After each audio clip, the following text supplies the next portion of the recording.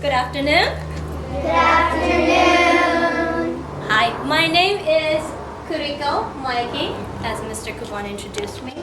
And this is my name in Japanese. And you can call me Miss Kuriko. Anyways, so I wanted to share 3 poems, if I have enough time, with you. And before I do my presentation, I usually start with a song. Might be childish, but you can clap with me. Okay, the song goes like this. Let's start now, let's start now, let's get ready, it's time to start. Keep your hands to yourself, and here it comes. So, do you know what this is? Can you guess what this is? I can put it on. Yes? That's what I thought most people would think. The shape is close, but it's not. Yes? A frog head? Okay, I'll turn it around. I don't know if you've learned this yet. Anybody has a clue? Oh, yes? Molecules? Molecules, yes. What kind of molecule? H2O? H2O, yes. Okay, H2O. So what is that? Yes. Air? Air, close. It's something you need every day. Yes. Water? Water, yes.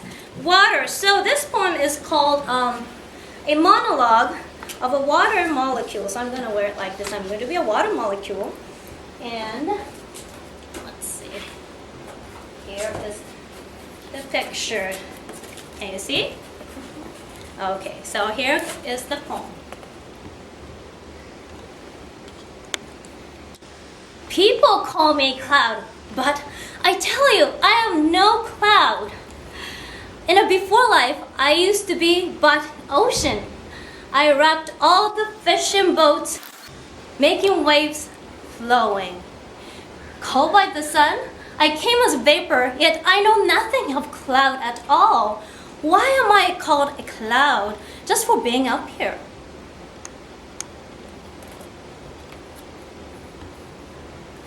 People call me ocean, but I tell you I am no ocean. In a before life, I was but a cloud.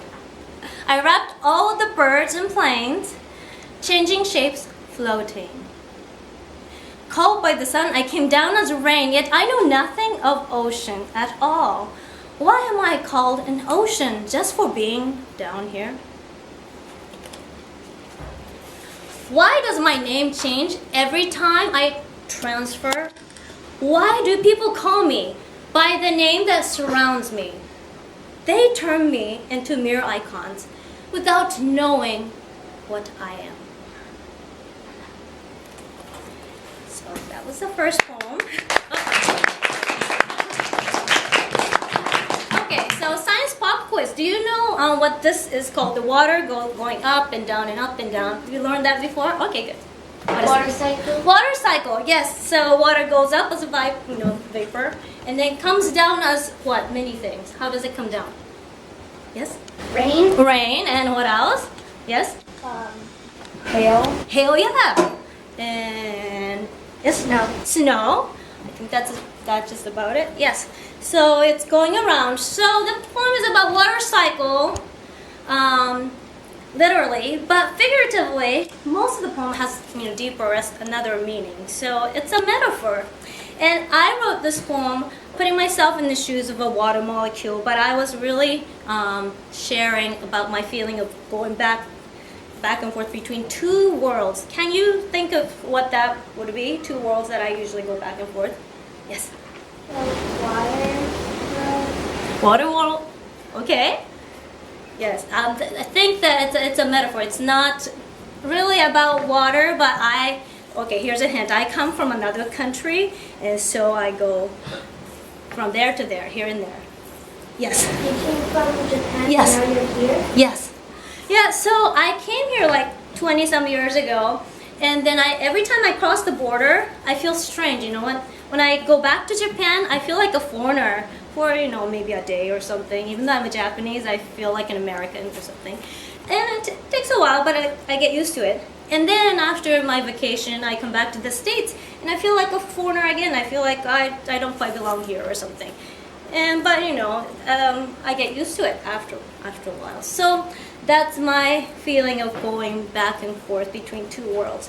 But I think we all go back and forth between two worlds. Even if you were born and raised in the United States, like you go back and forth between home and school, right? And you might have a little different character, maybe. You might talk a little different, act a little different, or you might have like online self and then offline version of you. Can you think of any other two worlds you go back and forth? Yes? When you're sleeping and you're awake, so reality and the dream. Oh, that's good. Reality and the dream world. Interesting. Yeah, I never thought of that, but that's good. Any other examples? Can you think of? Yes. Like when you're in the day and at night. Yeah, when you're in the day and when you're in the night. Yeah, and I don't know about you, but I do this. I go back and forth my mom's house and my dad's house. So it might happen if your parents are separated, and things like that. Or you might have Christian friends, or you might have non-Christian friends, and then you go back and forth. And sometimes it's frustrating because you feel like when you're in one world, you feel like, oh, they don't know me about me being in this world, and when you're here, you feel like, oh, these people can't totally relate with you because you've been there or you're actually from there, and this kind of thing. But you can actually benefit or get blessings from this too. You can relate to both people. You can sort of become a glue. You can be part of the cloud who has been in the ocean, who knows what it's like to be in the other world, and vice versa. Can you think of someone who had a major transfer, who lived in totally two different worlds? Can you think of someone who lived like 2,000 years ago? Yes? Jesus? Yeah. Because he is from heaven. He was in heaven, and imagine coming down to the earth. It's totally different. But that's why he can relate to both of us. I mean, both, heavenly things and earthly things. And he sort of became like a bridge or like a glue. So if you can think of two worlds that you belong to and think how you can contribute or how you can become a blessing in both worlds. Anyways, enough of talking. This was my first poem, and I will do another one. And let's see, I have something else. So this one is called Hello Earth. And I'm going to wear this sun. Okay. So here we go. Hello.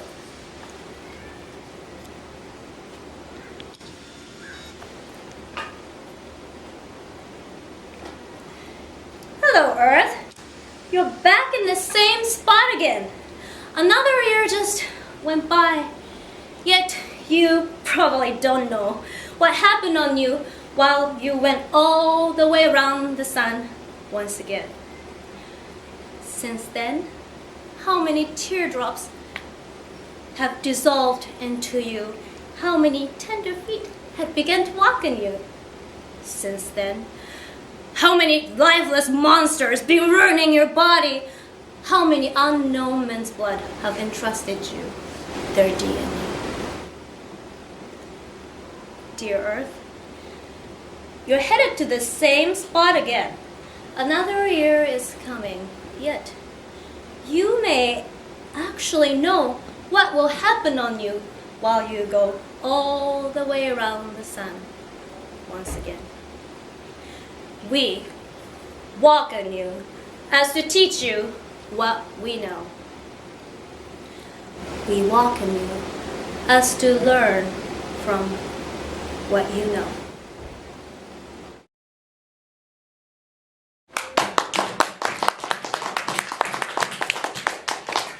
Well, do we have time?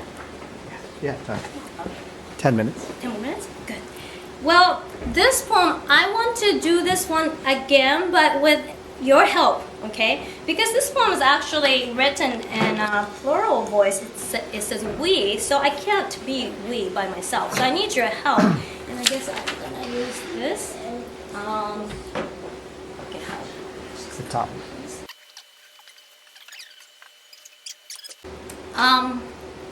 I need 2 volunteers. One person to be the sun. Okay, let's pick you. Please stand up. And you you can stand in the middle of the classroom because that's what you're above, the center of the solar system. So you're the sun. So who would like to be the earth? Okay, you can be the earth. Come on up here. Oh, actually, let's start from here. And, okay, so you can hold the earth. Now, what do you call this a movement? The earth going around the sun. Do you know? This rotation is actually earth turning like this, you know. But that's close. That's movement for the earth. So that was close. Yes? Orbit is the line, but that's the circular line. That's very close. Anybody else? It starts with R. It revolves. It revolves around the sun. Yes, you do.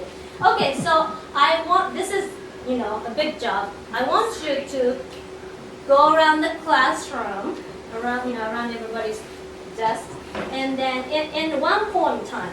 So you start from here, and then when we finish reading, you will be standing here. You can do that, so you kind of have to time pace yourself. Yeah. Okay, and then we're going to be reading this systematically. I want to divide you in 5 different groups. This is perfect. So this can be line 1, line 2, line 3 all together, line 4, line 5. Okay, you know. Line 1, raise your hand. Line 2, line 3, line 4. You too. Line 4 and line 5. Okay, great. So, and wherever is highlighted, like Hello Earth, we can all read it together. And then we have 1, 2, 3, 4, 5. If you're number 5, I guess you have to read 2 lines.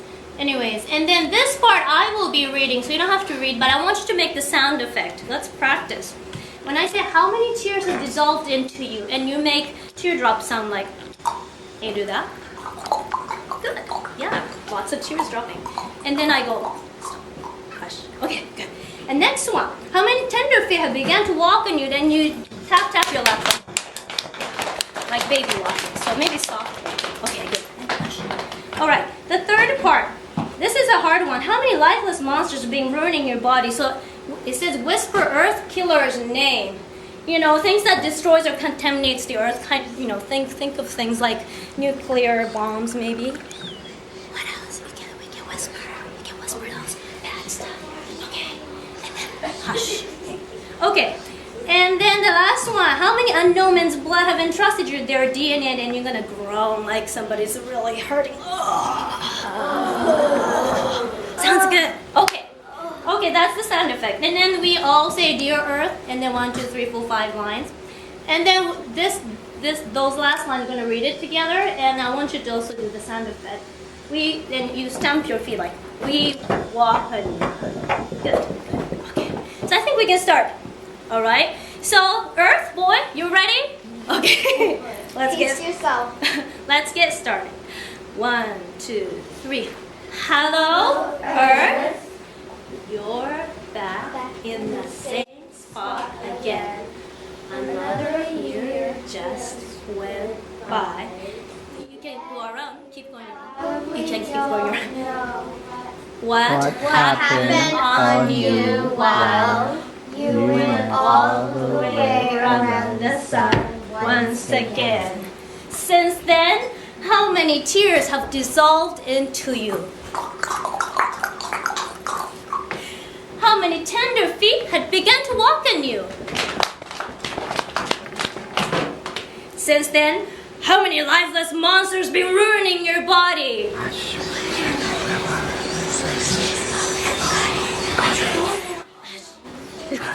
How many unknowns men blood have entrusted you their DNA?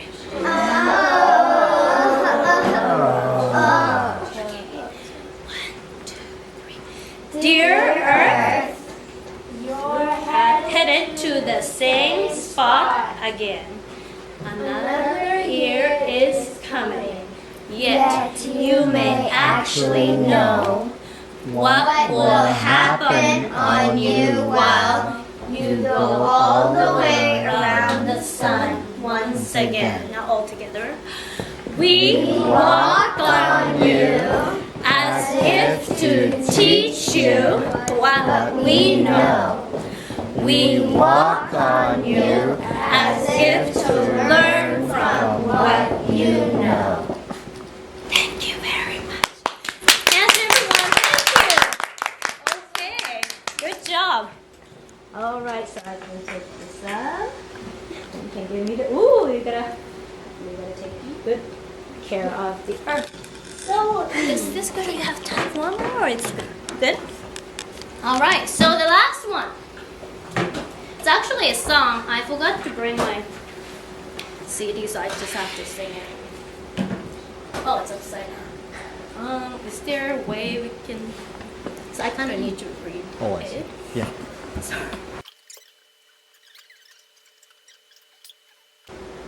Perfect. ありがとうございます。Thank you very much. Okay. So I wrote this song and is this straight? Here we go.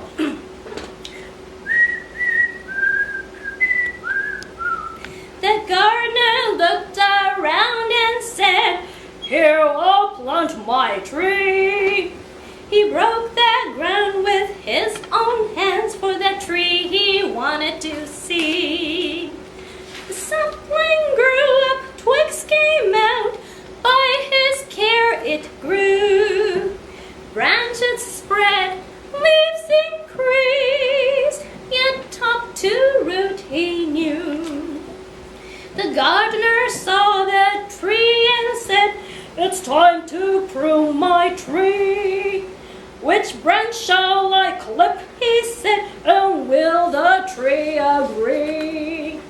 The gardener saw the tree and said, "It's time to thin the fruit. Which fruit shall I pluck?" he said, "and will the tree agree?" Then the tree spoke up to him, "Let me have my say. I can hardly understand your reasoning or your way. Why did you prune that branch then? How strong it might have been. Why did you pluck that fruit then? How sweet it might have been."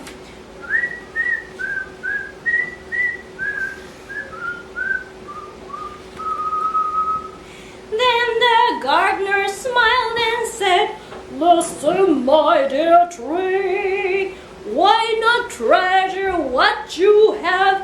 You are blessed and free. Branches ungrown can't bear fruit, nor can they reach the sky. Fruits unborn can't give you seeds, nor can they supply. Branches pruned were never lost, but strengthening those you have. Fruits plucked were never lost, but sweetening those you have." The gardener saw the tree and said, "Here I've grown my tree. Cares I took with my own hands. It's the tree I designed it to see."